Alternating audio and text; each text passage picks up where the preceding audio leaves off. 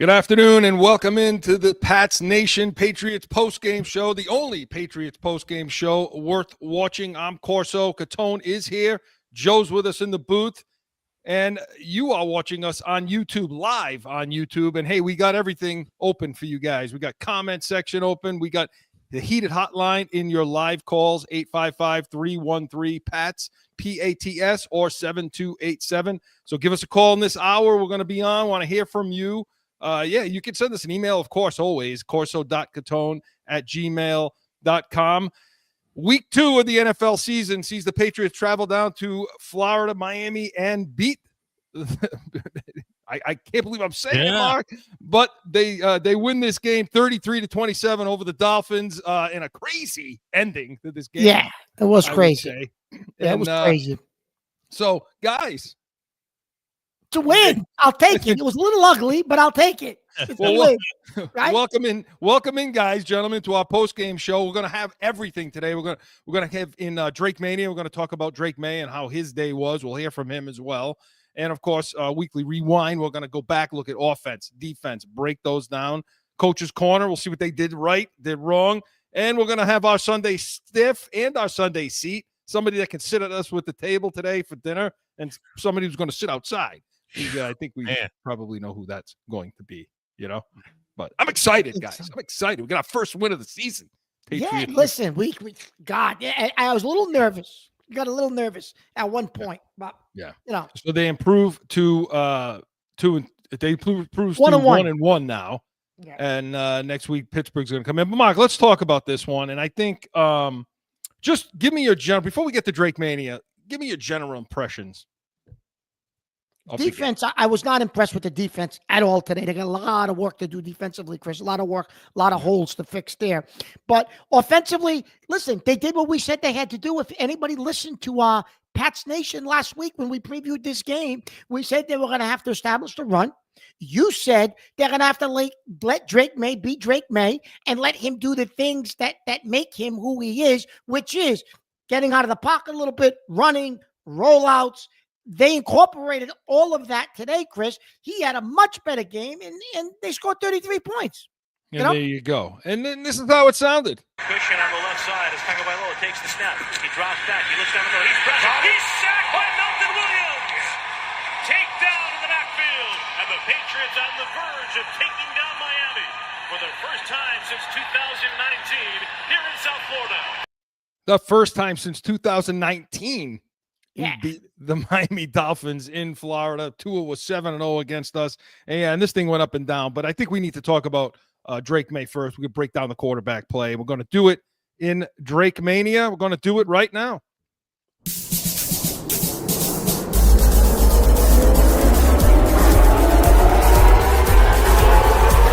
what I'm talking about. Patriots quarterback Drake May, what a thriller of a game. You've really turned up the heat, throwing for 230 yards. Ramondre Stevenson had an impressive game.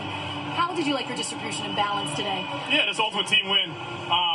What a stop by the defense multiple times. We got in the ball on offense. We got to do our part.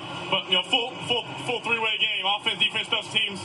All play the part. It feels good to get a win. How about Antonio Gibson with that 90-yard kick return touchdown, and then Andy Borregales with a 53-yard field goal to seal the deal? How clutch were those guys? Yeah, just bouncing back from adversity.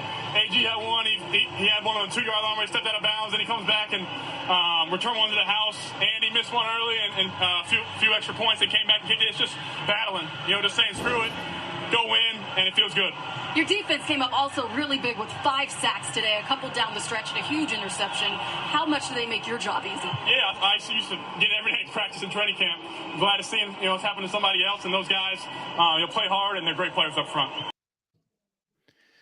That, of course, was Drake May post-game on the field after that, and he's pretty pumped up. He kind of, he gets amped up no matter what, Mark.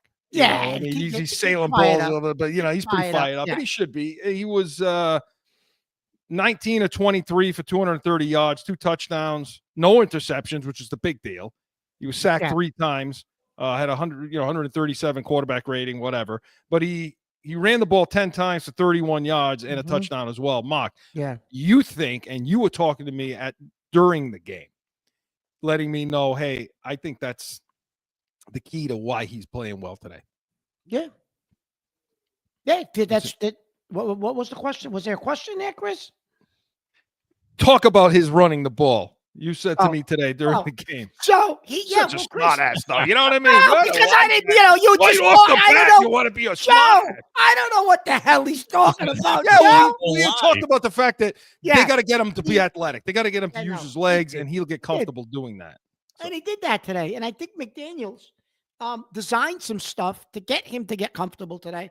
I think he must have watched the tape and realized what, we all saw last week, Chris. You said as soon as the game ended, he just wasn't comfortable with whatever they asked him to do last week. They got him comfortable. They ran the ball. They settled him in early on that first drive. Yeah. And that kind of set the tone for the rest of the game. Got a little concerned coming out of the gate, coming into the second half in that first drive. They kind of stalled. I mean, listen, I'll give the kid a lot of credit today. Yeah, I will, because he heard it all week long. He got his beans busted all week. There's too much on his plate. He's not able to process it well. He starts off too fast. He's sailing the ball over a guy's head. He's missing open guys, and all of that was true. But I think he was able to go into that place, and that's a tough place to play in the heat and all that. I mean, I think sometimes we baby them too much, but whatever, But I will say this, Chris. I did say on the show last week that me personally, I thought it was a little bit of an overreaction. You did say that on what people were saying. You remember, like we played Bedard's take, and I said, Chris, listen, I know why he's saying it, but he's going to take a step back, and so you know what I mean. Well, I mean, I've always maintained with this guy, and we talked about this in training camp coming into the season, saying, well, we don't want him to run. They don't want him running and, slide, get down, all that. I'm like, you don't want to handcuff somebody. You don't want somebody playing with one hand behind their back, because they use that to get themselves good in other spots and other places in their game. And I think the couple of guys, I think it's like what Chris Casper had to say this week is what he was trying to get at, which is like, you got to let him cook a little bit so that because it affects him. If he's always worried about, I can't get out of the pocket, I can't run, I can't do this. He's thinking too much. It creeps into everything else. Yes, it has to be instinctive. You got to let him use his instincts, and if he thinks there's a crease that he can run through, let him run through it. Don't tell him, no, we don't want you running because you're going to get hurt. You can't have him think. It's got to be natural flow of the game, and just otherwise, Chris. Last week, he's overthinking it, because I think those things were probably in his head. You know what I mean? Well, yeah, and I also think too, you see the second drive of the game we go to, and you see two runs of about 20 yards. I think one was like an 8-yard run, and the other one was like a 13-yard run. And it's just, you saw it. You just see him get comfortable. Now, the first drive of the game, he looked really comfortable. Now, I don't know if they scripted things, if everything was on a schedule, Could have been. But he was confident. He was comfortable. He looked decisive in where he wanted to go with the ball. He was accurate as hell today. Yeah, he had a real good game. Accuracy-wise, if you want to nitpick, which we like to do, he, on that goal line where the ball got tipped and he was trying to go to Hunter Henry, I think he zoned in on Hunter Henry, and it was easy to block. It's easy to bat down passes when that happens, when you're just keying in on one guy. But he had Henderson right in front of him, dragging across the goal line, and I think he was wide open. So, I mean, if you want to nitpick there, but I think he did, like I said, I mean, I think he showed a lot of poise, not he did. I like think he the made rookie the right stuff decisions that we keep thinking about, right, Mark? Yeah. He made good decisions, Chris. When he had to get out of the pocket, he did. When he had to go to a check down, he did. He moved up in the pocket, Chris, on that wheel route to Stevenson. It was to Stevenson, I believe, right up the right sideline. Yeah. He moved well in the pocket. He moved up in the pocket to avoid the rush and found Stevenson up the sideline. Those were just things, Chris, that let you know he's comfortable today, and he's he's dialed in and settled in. Yeah. So excellent job, I think, by Drake May all around. I mean, again, first half to second half. I mean, in the first half, the total amount, he threw for about 121 yards. He was 12 of 14 in the first half, and then he finished the game with 211 yards. He was 19 of 23. So he only threw the ball another 9 times in the second half. Threw the ball, 14 in the first, 9 times in the second. But he only missed 4 passes, and, I think one of those was a batted down ball. And, so really only 3. He had about 8 yards per pass. He was sacked 3 times, like we said. And that's the other thing too. Talk about that a little, because it looked to me like he took the sack when he needed to take the sack. Where at times he got in a little trouble a few times, and he just tucked it and threw. Now last week he had somebody in his chops, and he launched that ball down to try to throw it to Diggs, and it ended up being a pick. Yeah, I think he was pretty conscious today, Chris, of let's not force anything. Let's not try to, let's not, I think you're right. He did do that today. He was conscious of ball protection, take a sack, or, Yeah, he was. And he learned. Listen, the one thing that I think was good today, Chris, was there's no doubt that Josh, whoever, sat with him and went extensively through tape last week. And it showed the encouraging thing was, listen, I know it was the Miami Dolphins. Okay. So listen, you're not playing a Super Bowl contender here, right? However, he did show that he learned, if he's, looking at film from last week, because he corrected a lot of what everybody was criticizing him for, Chris. And like I said, I know it's the Miami Dolphins. However, you got to give the kid credit for today. Absolutely. And then talk about, too, the last thing before we get to break. During the game, you were talking to me about how he looked in the pocket. We used to give Brady lots of, I'm not comparing him to Brady, okay? But, we used to give Brady lots of love about how mobile he was within the pocket. And May did that today, Chris. And he stepped did that. up, saw it went a couple side of to times. side a couple of times. Absolutely. A few times he did that today. He was mobile within the pocket. And I think, McDaniels preaches that, and he was mobile within the pocket today. Last year, Chris, mobile within the pocket, he was running out of the pocket way too quick last year. Remember? You were like, but Mark, he's got to sit in the pocket and look. And he didn't do that last year. Today, he stayed in the pocket, was mobile in the pocket, Chris, and looked downfield to try to see if anybody was there, hit his check downs, and that allowed him to hit that real route to Stevenson by sliding and moving in the pocket. Absolutely. And so, and as I said, so he looked, like we said, he looked calm, he looked poised, and just comparatively, to the other side of the field. I mean, Tua looked second half much better than the first half. I mean, he was sailing balls over guys' heads in the first half. He was trying to, but he had anything he wanted in the middle of the field. Yeah, he did. He did. And Chris, defensively, I thought we made Tua look pretty good, especially in the second half of this game. I mean, because but. Well, we're gonna get to that when we start. When we talk about the and I'm just looking. It looks like we get a chat in, but when we get to the defense, we get a lot. We definitely have a lot to talk about. But as far as the quarterback goes today, I think Drake May played really, really well. I think he outplayed Tua. The numbers ended up fairly even, but when they needed the drive, when they needed to play, he made the play. They came down and scored, Mark. So yeah, they did. They definitely went down. They scored. And Chris, I'm going to be honest with you. I know we're going to criticize the defense, but the defense made the play that they made it to play. Make what that they did had to make at the end. They had to come up with a stop, and they came up with a stop. So both sides of the ball, we could say what we want. They did what they had to do, right? Yeah. So good stuff from him. I give him a passing grade today. I don't know. Oh, I give him. What do you give him for a grade? We got something on the feed over here from Ryman Network about Drake May, just to finish the point. He says the announcer said this during the game that May just needs to get comfortable with McDaniel's systems, and that just takes time. So I agree with him. He just needs to get comfortable there. Just, go through the motions with the McDaniel system, and I think he's going to do all right. Well, we appreciate that chat in, that Yeah. whatever you call that, a chat into YouTube, Yeah. whatever the hell that's called. But Oh, we you appreciate that. dinosaur! You dinosaur! Yeah.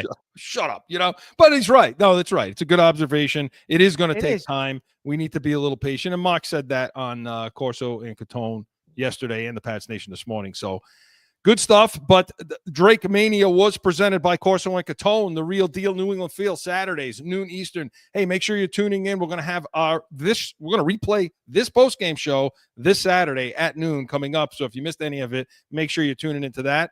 But when we come back, going to go back weekly rewind, and we're going to use that to talk about the offensive breakdown, the defensive breakdown, your call. Guess what? I got a fever. And the only prescription is more Corso and Catone. Saturdays at noon.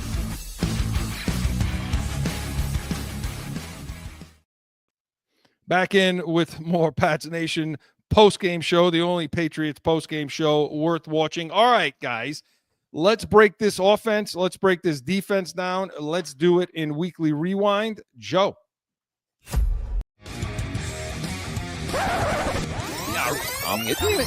Going back through the week, about a weekly rewind. That center is good. He nailed it. So the rookie, whose day began back home in Miami, inauspiciously converts that long field goal try. Well, it looks like That center is good. He nailed it. So the rookie, whose day began back home in Miami, inauspiciously converts that long field goal try. all right, Mark. So that was the fourth down field goal that put him in the lead. Okay, let's talk about this. Let's talk about the offense here. Okay. Yep. Let's start with, and we talked about Drake May. Let's start with the offensive line. They allowed 3 sacks, but put the penalties aside for 1 second. Okay. Yep. How did you see that today? Defensively? Offensively, the offensive line. Offensive line played well, Chris. Other than the penalties, I mean, Moses had 2 or 3 false starts. I mean, they got beat a couple of times off the edge, but they did, Chris, what we said. The strength of this offensive line, we talked about, you and I, during the week. We talked about during our Pats preview for Pats Nation this morning. We said the strength was the running blocking. Run blocking is the strength of this offensive line, and they showed that today, especially between the guards and between the tackles, Chris, especially between the guards. They were able to run the ball up the middle well today. Granted, they took advantage of Miami, has a couple of guys out on the defensive line, a couple of the defensive tackles were out, but we took advantage of that. And we ran the ball. And that's what we wanted to see out of this offensive line, because that's the strength of this offensive line. And we saw that today. Stevenson, Gibson, Henderson at times. They tried to stretch Henderson a little bit, but they guard to guard was where their strength was today. So, I don't know. That's how I saw it. Yeah, same. I did too. I mean, I thought that, look, I didn't notice, again, we got to talk about the penalties. I mean, we have to, but, I thought Campbell had that 1 false stop penalty, but I thought he controlled things really well on that side. I thought both of them did. Again, Drake May was upright for most of this game, and there was a clean pocket for most of this game. And also in the run game, Mark. I mean, this is a team that you're talking about. This team rushed for 122 yards, okay, off 29 carries. So they came into the game wanting to run the ball, right? Yep. And they came into the ball wanting to run the ball. They did run the ball well, and it was pretty good. But I think we want to go to the phones now. It looks like we got a couple of calls on the line, huh? We got Steve from Colorado is calling in. Steve, what do you have? Welcome into the show. Hi, Steve. You there?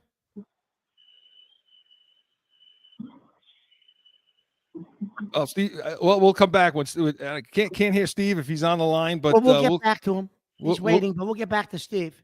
We'll get back to that. But so yeah, with the offensive line, Mark, I think that they played well. I thought. Now let's talk about the penalties on the offensive line. Okay, we can't ignore that. I mean, this team. It's unacceptable, Chris. We had what, 10, 11 penalties today? Again? We had 12 penalties today. 12 penalties for 75 yards. It's unacceptable.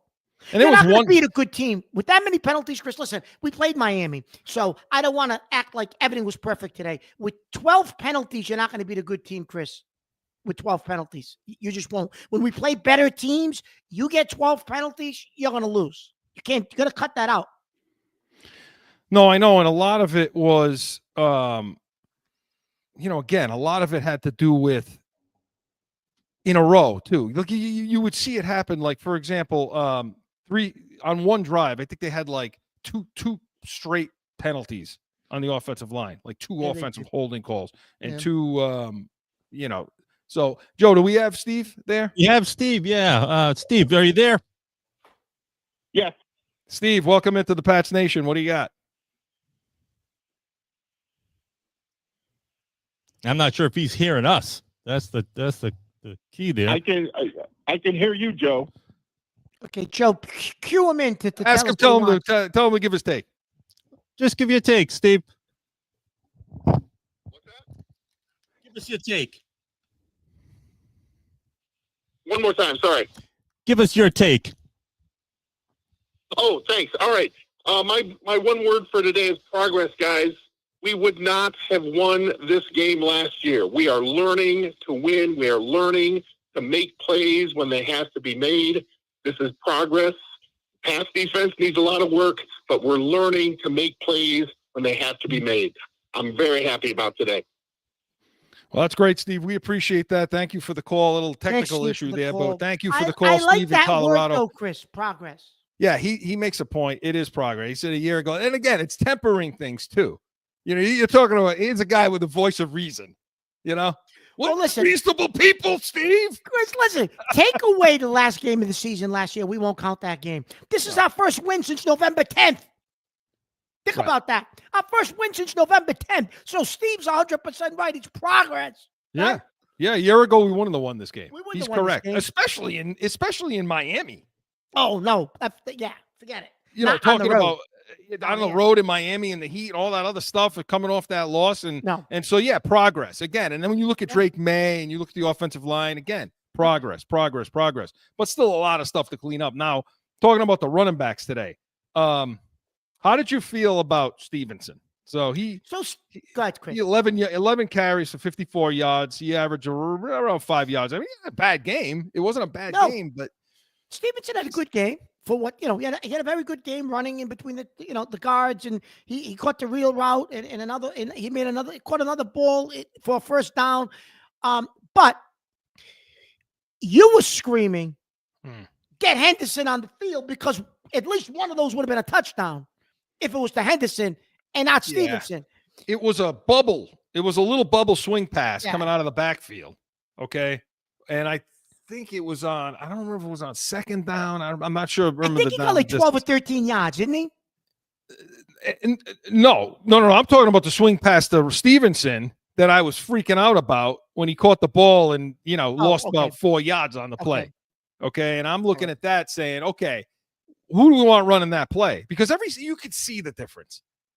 I mean, every single time Stevenson touches the ball, good. I mean, good vision, so on. He played well today. But he's so damn slow getting into the hole, then you see Henderson, and he just hits that hole. And you see that 4.3 speed and that start-to-stop stuff happening right there. And that's – even Gibson, Chris, is more explosive than Stevenson. Yeah. And Gibson carried the ball, 5 times for 27 yards. And Henderson only 3 times. He only got 3 carries. Now, Henderson and 2 receptions. So, I mean, again, you and I talked about coming into the season, Henderson needs to touch the ball 10 times a game. Yeah. If he's your number one offensive threat. Well, I mean, he touches the ball 5. Yeah. He needs to touch it more than that. He needs to touch it 10, 12 times, 10 times.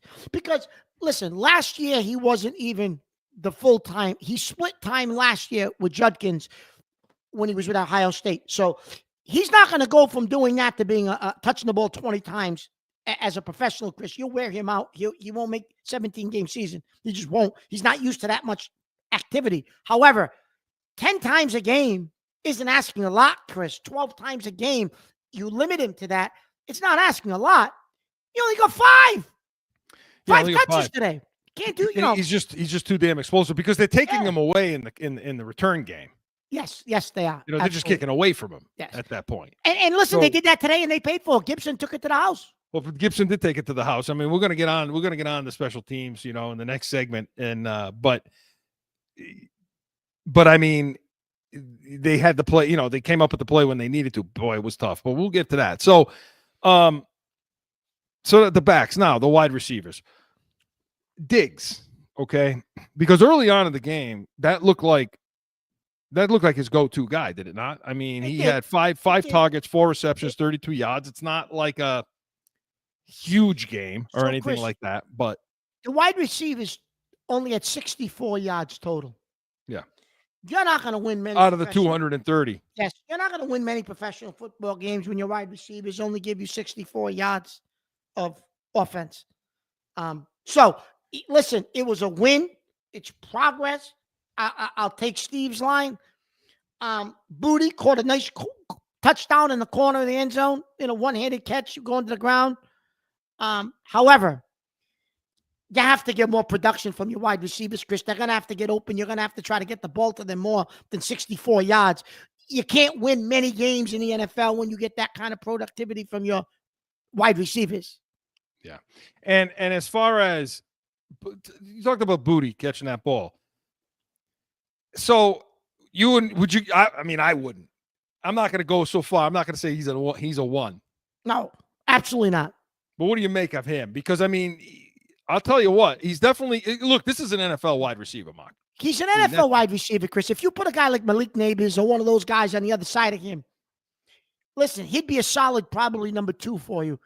High 3-2. He would be probably a solid 2 for you if you gave – because he is a professional NFL wide receiver. If you gave him a real number 1, if you gave him some young athletic tight ends that could also stretch the field, Booty could be a good solid 2 receiver, Chris. But you don't have athletic tight ends. You don't have a number 1 wide receiver on this team. You're limited as to what you got in that room. Yeah. So overall, then, what's your overall grade? I hate grades. Oh God, what's your overall take on this offense today? Just today, especially Chris, from last week. Today, Chris, I will give them. You are going to give a grade. I'm going to give a grade. I'm going to give them 333 total yards, by the way. I'm going to give them an A-. Not perfect. They made, like you said, he missed Henderson across the end zone.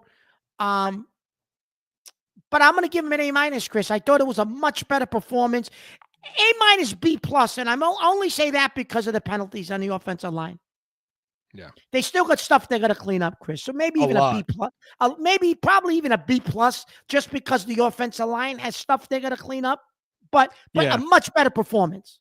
That's what I'm giving them to. I'm giving them a solid B+, in that range. If I had to give a grade, which I think if I had to give a grade, we had to. But 333 total yards. They ran the ball well. They threw the ball well when they were able to get the play off without having any holding calls, any false stop penalties, anything like that.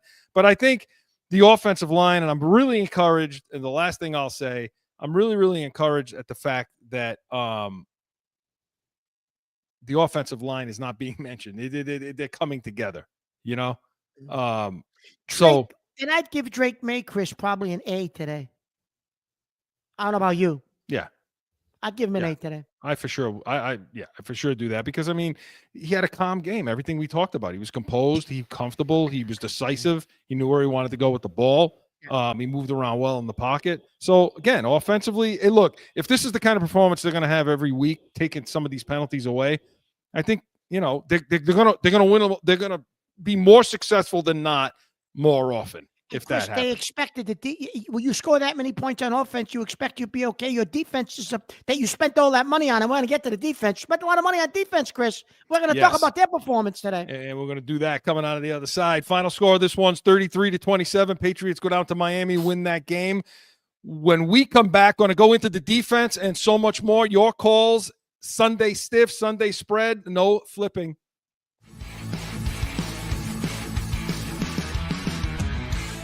No one ever thinks they will be in need of a criminal or traffic lawyer, but things happen.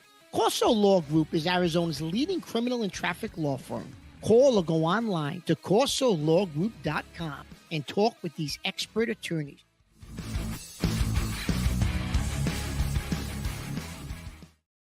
Good plays, and we had some plays we would like to have back. Again, it's a lot of it. As long as the operation is good, there's no perfect play. There's good calls. There's no perfect call. It's about getting it in there. The players understand it, and we've made adjustments to things that they're doing, and then it gives them a chance to succeed. So we weren't scrambling. I didn't feel at any point in time. You could look at the other side, and they had the delays late in the game. They had different things that backed them up that really, helped us. And so our ability to get a call in and keep our composure and be ready to go. Again, just keep making them earn it and get the drive stopped. And eventually that was our big key for us defensively. And we got the drive stop. We got the one stop that we needed to get stopped. And that, of course, was Mike Vrabel post-game, back in with more Pats Nation, the only Patriots post-game show worth watching. Okay, let's go to that side of the ball now, okay?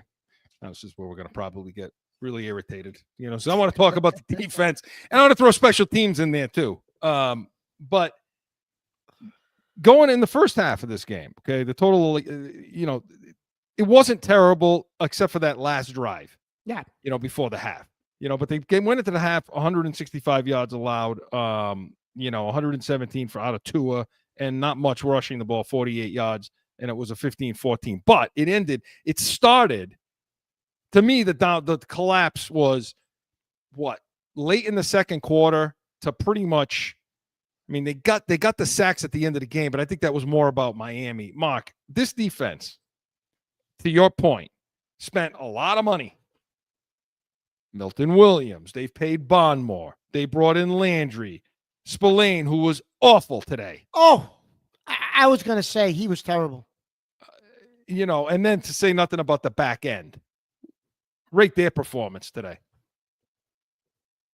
The defense, Chris, listen.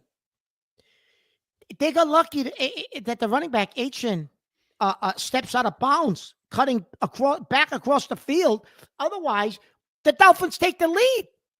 You don't make that last stop on that pass out of the backfield to the running back. Spillane, Chris, was beat all day long by running backs catching the ball out of the backfield. He couldn't make a tackle. They just ran by him. He looked like he was flat-footed. He struggled today. And the defensive line themselves, Chris, until late in the third quarter, in the fourth quarter, and I guess let's give them credit. They did it when the game was on the line, but they got no pressure on Tua. And then Landry got some pressure. Milton Williams made that sack at the end. They got some pressure later in the third quarter, in the fourth quarter, which they needed. But up to that point, Chris, you had mentioned this to me in the first half. You said, Mark, they overcompensated. They blitzed too much last week. This week, they're not blitzing at all. Like, what are they doing? Like, it was an overcompensation, you said to me. Yeah, they sat in zone a lot, and it just gave up the middle of the field so much. And to your point, that Achin had 192 yards catching the ball. He had 8 receptions for the 92. So they allowed over 100 yards of total offense receiving to the running backs, tight ends, and all of that. And that team doesn't even have any tight ends, Chris. It's all running backs. It's all running backs. And so there was just gaping holes in the middle of that defense. And we've been talking about the middle of this goddamn defense for years now. Come down on those other linebackers we had, like Bentley and Tavai and these guys. Duggar started the game. My guess is they needed more of a box safety presence for the middle of the field stuff versus over the top. But I didn't show up to me in this. And later in the game, Chris, they put Mapu out there, I think, to try to help with it, right? Yeah. Hey, And let he me was put this terrible in. too. Get this call right away from Phoenix, Arizona. Go ahead. Go ahead. Keep on going. Tell us that point you're making.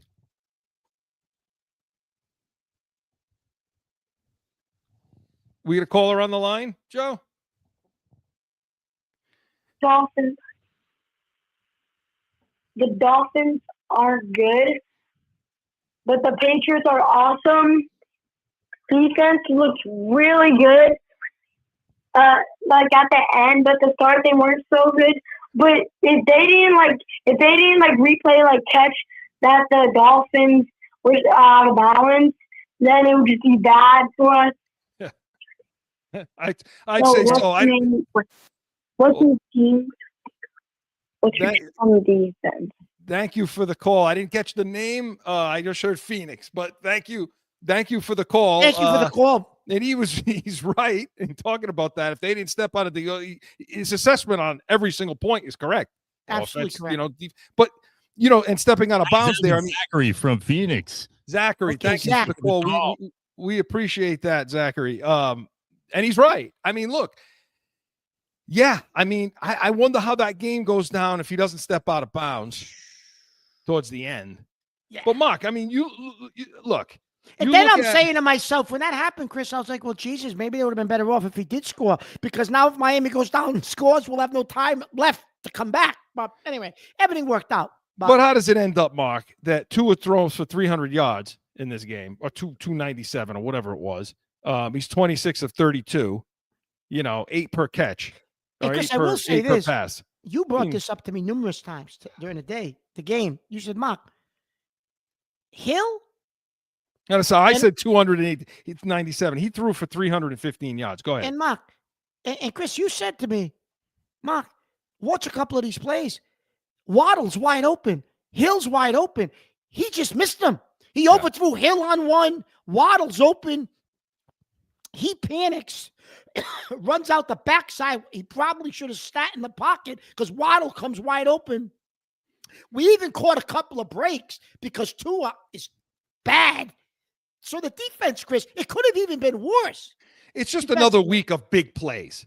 Yes. And that's the other thing, too. You get them into third and long situations, and they're completing it. They're getting whatever they want. And it was always down the middle of the field. It was always in the center of the field. It was either backers that couldn't sink underneath the crossers or the sit downs, or it was safeties just sitting flat foot in the back end, unable to come forward, get up on people, and make it a contested catch or take balls away or bat the ball down or do something like that. They just weren't. They sat in this zone. And they just allowed them to find the holes in the zone, and they would never react. The trigger steps from the safeties, and I'm talking Woodson, all of them. Anyone was out there playing safety today, Hawkins, Chris, Woodson. Their trigger steps, coming forward, were terrible, just horrible. What did they play a lot of zone because Gonzalez wasn't on the field today? Against maybe Waddle and Hill. And I couldn't see if did Davis come back in that game. I know he did went come back. out. Yeah, he came back. Yeah, so he came back. I don't know. I mean, I guess they were so concerned about the deep ball, downfield stuff, and the big plays they were giving up last week, and a lot of the man stuff that they did.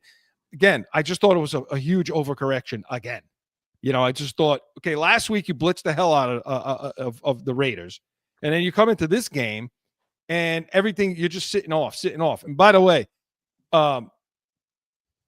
and I'll talk about this in a second with our front four, okay, that we have a problem with our front four, in my opinion.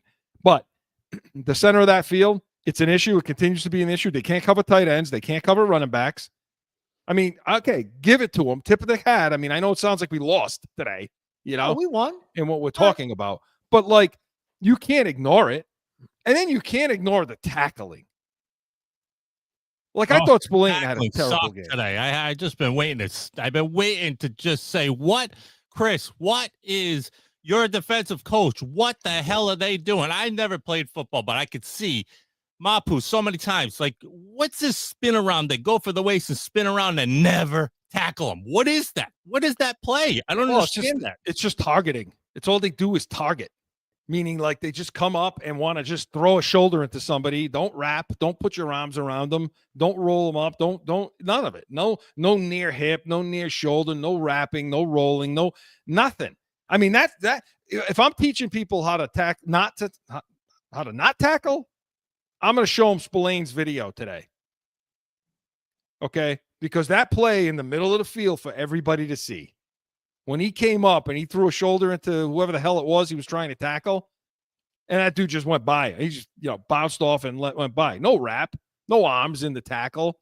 Nothing. He dove, his feet went flat and dead behind him, and he just threw a shoulder into him, bounced right off. And and then the next time he did it, the same thing. He stands it up and he's looking at his hands. He's looking at his hands. What's the matter? What's wrong with your hands? Yeah, they're there. Use them. Wrap them up. Mark, the tackling wasn't good. No, on the back end. Nothing on the back end to me today was good. No, nothing on the back end was good. Like you said, they tried to bring The Duggar secondary, in. defensive backs. Backs. Coverage. Davis didn't look good. None of them looked good, Chris. But the kid Woodson, he didn't show me much today either. Safety, Chris, has been a position of need for several years. You've been screaming since McCourty started to, get a little long in the tooth and get a little old. And they haven't never really addressed it. Belichick addressed it. He wanted to play box safeties. I mean, this is only Vrabel's first year as head coach, but they didn't really, they took Woodson, but they really didn't address that center field in the draft. No, they haven't bothered with the safety since, like you said, McCourty left. I mean, it's been an ignored position. And it for showed years. today, Chris. It showed today. Yeah, and it's going to continue to show week in and week out. You think it showed today? It's going to show next week too.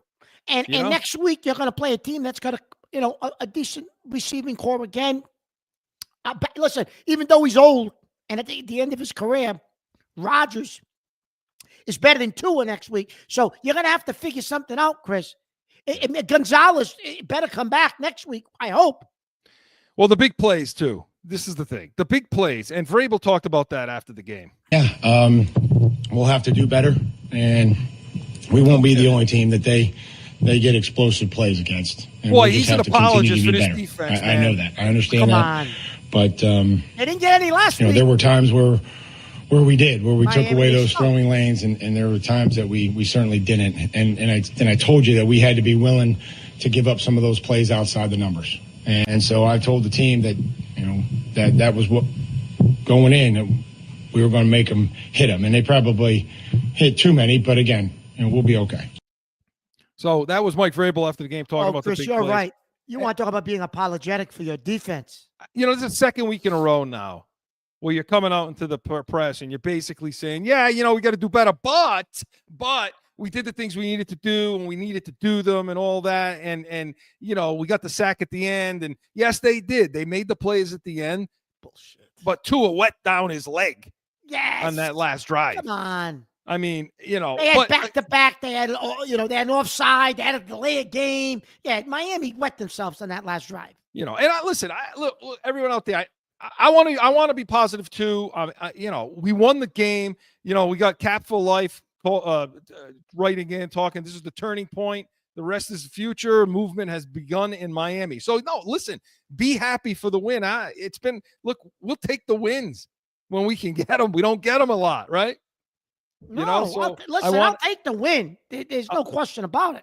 I want to be positive about it. I do. But we also have to point out the obvious in these things too. You got to take the penalties away. We're going to get the coach's corner coming out of break next and talk about that a little bit. Some of the penalties. We want to talk about some of the special teams. The last thing I'll say before we break is, are you concerned about the front four getting pressure alone? Because the times that they got some pressure today, a couple of times at the end, and I thought it was severe breakdowns by Miami's offensive line. But when they decided to bring pressure is when they got the two of some. Is this team going to be able to get to the quarterback with four like we paid them to do? They haven't shown it yet, Chris. And listen, I am going to say this to you before we go to the break. Miami had some offensive linemen out today, injured too. So you weren't playing against their full starting lineup either. And you struggled to get to them with four. So that's something we're going to have to watch, Chris. That's a good point. That's going to be something to watch as we move forward. Because if you're going to continue to blitz to get pressure, if you don't get there with a blitz, your back end's really going to get exposed more than it even is. Yeah. So I mean, they did get 5 sacks today, right? They got 5 sacks, which is fantastic. All of them, I think 2 or 3 of them came at the end, which is when they needed them. So maybe we can build on it. Maybe you're right out there, Cap, and saying, look, this is the turning point. I hope it is. Let's see. But we got to talk coaching. We're going to do that when we come back. But this Weekly Rewind was presented by Corso Law Group, corsolawgroup.com. When we come back, we're going to talk Coach's Corner and our Sunday Stiff. No flipping.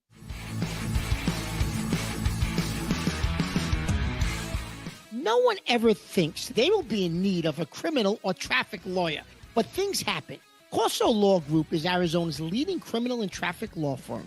Call or go online to corsolawgroup.com and talk with these expert attorneys.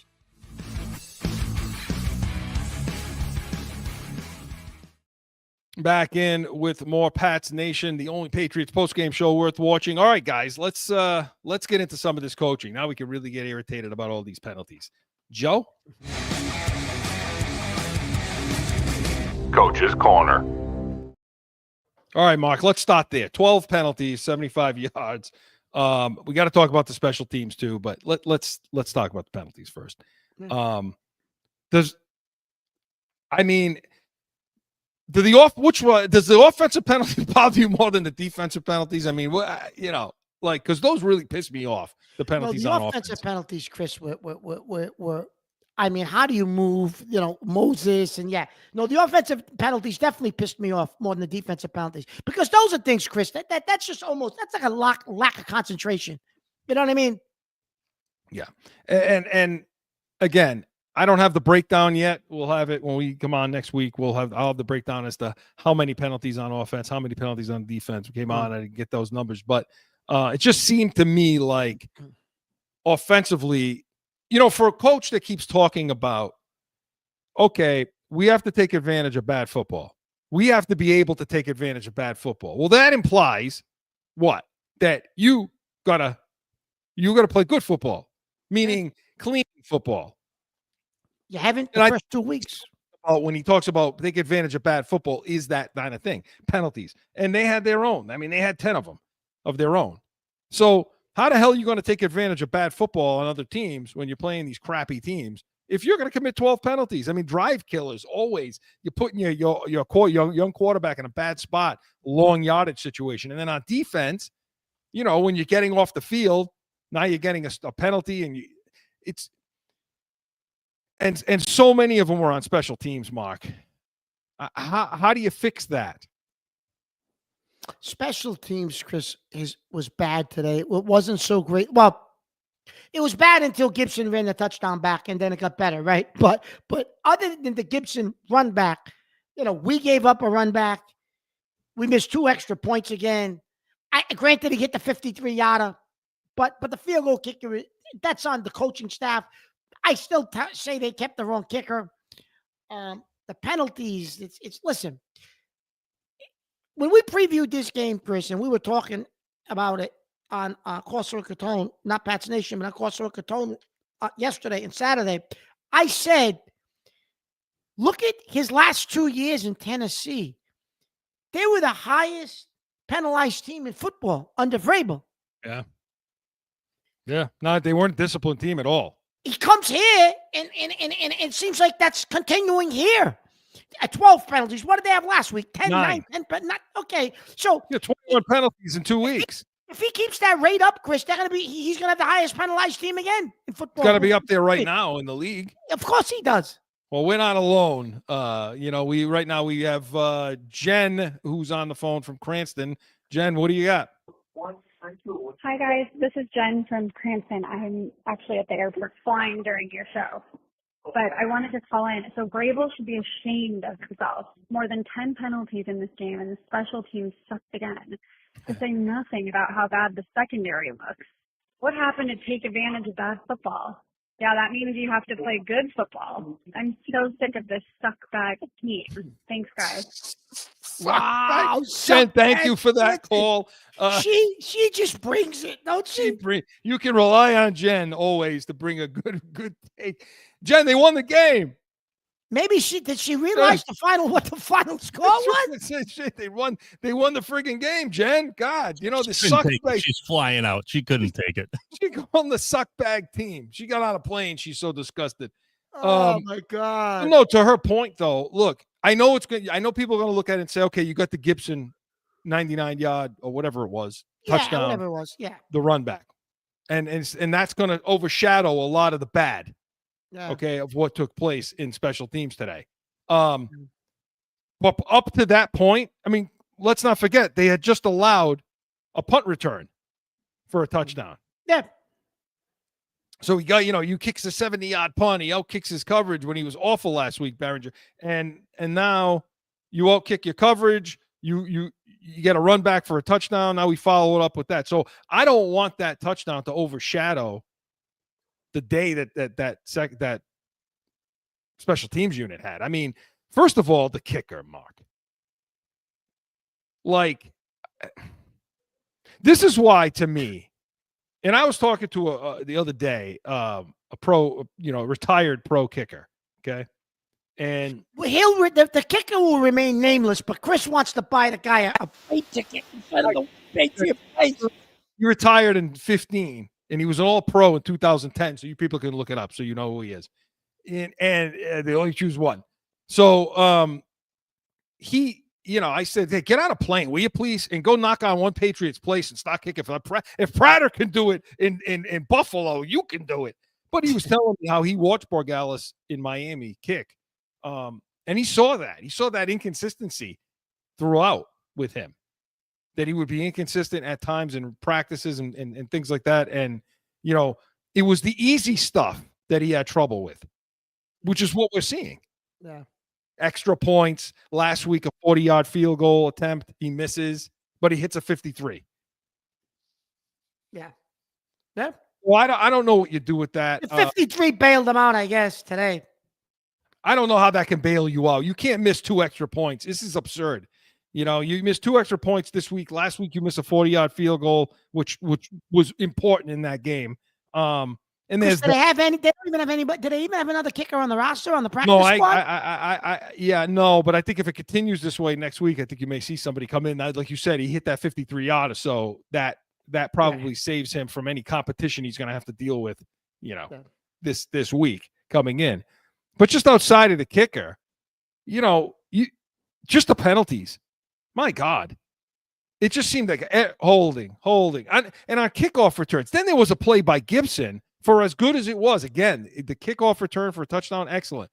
But that bonehead play on the sideline, not allowing it to go out of bounds right before the half, there was 30 seconds on the clock. We had timeouts. And they kicked off to us after scoring that touchdown to make it 15-14. I don't know if anybody noticed this. But when they kicked off to us, Gibson touched the ball without being out of bounds. So that's where the ball was played there at that spot at like the 10-yard line. Instead of allowing it to go out of bounds and getting the ball on the 45-yard line with 30 seconds left, 2 timeouts. Come on. You can get it to field goal range there. Well, I mean, not this guy, but, Chris, and then after Gibson. Those are the little things. When you're a team that has to win on the margins, this is what you need. Chris, and after Gibson's touchdown on the kickoff return. Yeah. Our kicker misses the target area. He doesn't put it in the target area, and the ball goes to the 40. It puts him on the 40-yard line. Yeah. Yeah. Again, it's so. We didn't even bring that up. I mean, right. We're lucky that we survived that. We gave him perfect position to go back down the field. There's a lot of stuff they need to clean up with the special teams department and on defense as well. And again, this is, to me, that's all on coaching. How before we get to our Sunday stiff and spread and seat. So we understand that has to, and that to me, that's Vrabel right there. I know they have a special teams coordinator. That's all coaching. McDaniels today. Look, I thought it was an even game. I thought he had a good mix of run to pass, especially early on in the game, and did things to get Drake May comfortable. What did you see?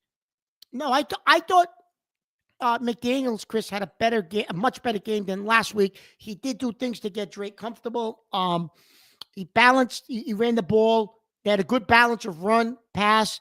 Yeah, when 29 running attempts, 23 passing attempts. Yeah, When he called a run, when he called a pass, I think it was much more balanced. The key, Chris, I think in McDaniel's day was settling May in early. He got him comfortable early, got him some confidence, and that set May up for the rest of the game. And I think that was really the important thing that McDaniel's did today. And I don't think he simplified it. Like No. this whole No. stuff about is there too much on his plate? I mean, you and I really didn't really subscribe to that either. Our whole thing was let the kid cook and let him use his athletic ability to get him comfortable in the game, because that's the way this kid needs to play. So he's going to do those kinds of things in order to get him in that flow of the game, which is what happened. But I don't think they changed anything up. I don't think he took anything off his plate. I still think he was setting protections, and I think he did a good job at pass pro. Drake May. I think he put him in and out of plays really well. So I think McDaniels did a good job in his play call or the concepts he was giving them out there of what to do. He did. McDaniels had a much better game today. McDaniels was, I think, the lone bright spot on the coaching staff today, Chris, in my opinion. Yeah, because I don't think you can give. Not again. Terrell Williams was out on defense today. He was out. He's whatever he has going on, and he's dealing with. But I thought the play calling on defense was overly conservative. For as much as it was the other way last week, this way it was an overcorrection. I thought it was overly conservative. I didn't think you needed to be in his zone as much as you were, or get a little more creative in how you're bracketing some of these receivers there, and as to how the pressure packages would look. I think so I think there's a lot to improve on there, and Vrabel's going to have to focus a little bit more on that side of the ball now, I think, Yeah, so I do too.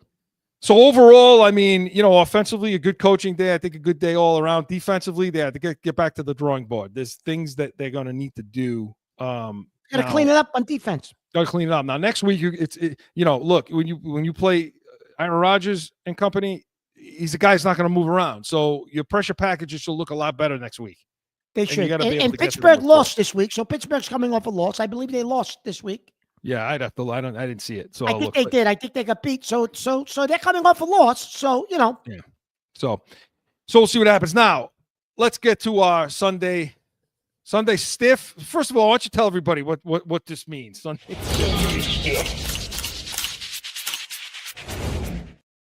Chris, terrible. That pissed you and I off that we got to call out as what they stunk. Who's your Sunday stiff this week? My Sunday stiff this week is our kicker, Borealis. Terrible. He's my Sunday stiff. I mean, for all the points that we've already made as to why. So I'll go another direction. I want to say Spillane. I thought Spillane had a bad game. I didn't see him do very much right out there. I thought the middle of the field was wide open. If I'm going to give Tavai and those guys all the crap I've given them, then I'm going to give it to Spillane, because the middle of that field, it was like a 7-on-7 drill, and he got lost in coverage. He missed tackles. He wasn't good today. That's my son. Who do you got for a Sunday seat? Who can sit with us at the dinner table today on Sunday dinner? Who played well? Drake May. I got to give it to Drake. I there's no one else. I got to give it to Drake May today, Chris. He did everything that we said he needed to improve on. He did today. I give it to Drake. Yeah, I give it to Drake May. Joe, you got any thoughts on that with a Sunday spread or a Sunday seed, a Sunday stiff? You're usually a positive kind of guy, though. Usually, but this one was one of those situations where they made some big plays. A lot of people came out and did some big things when we needed it, but then also had some real goofball plays. And I think I want to give it to Mapu just because when the announcers had said, when he made that play, like you said, Mark, it was ugly on the sideline. It was that ugly ass play. It was ugly. And they said, oh, he did the right thing to keep him in bounds. And I was like, no, he just missed the tackle. That's what happened. And so don't give the interception any credit. It's bad tackling is still apparent, and I give him the Sunday stiff. All right. Well, hey, listen, that interception's thrown right to him. So I mean, you hope it was thrown right to him. He was just there. Yeah. So. I don't blame you. It goes to Drake May. I'm with you guys as well. I'm the same. You got to give it to Drake May. He had a great game today. Bounce back game. Listened to a lot of crap all week long about being over his head, basically. And I thought he came back, and I thought he played well. I thought the offense as a whole came back and performed really well, and did what they needed to do to win this game. if they can cut the penalties out, that'll even be better. So, guys, good one. Listen, live post-game show. I thought we did a pretty good job, guys. Considering we haven't done one in a couple of years. Few glitches, but we appreciate all the callers that called in, all the comments that were made. Thank you for that. But the Pats Nation post-game show was presented by Corso and Catone, the real deal New England Feel, Saturdays, noon Eastern. Hey, next week we're going to have a replay of this show. So if you missed our post-game show and our analysis, make sure you're tuning in at noon next week on YouTube, iHeartRadio, Apple Podcast, anywhere you podcast. You can pick us up. And then come back next Sunday to the Pats Nation, 8 to 9 a.m. Eastern. We're going to have our pregame breakdown of the Patriots-Steelers game, our first look at the Steelers. We are the first pregame show of the day, so make sure you're sticking around and tuning in for that. Final score of this one, 33-27. Patriots beat the Miami Dolphins. We are the Pats Nation. Enjoy the rest of your Sunday.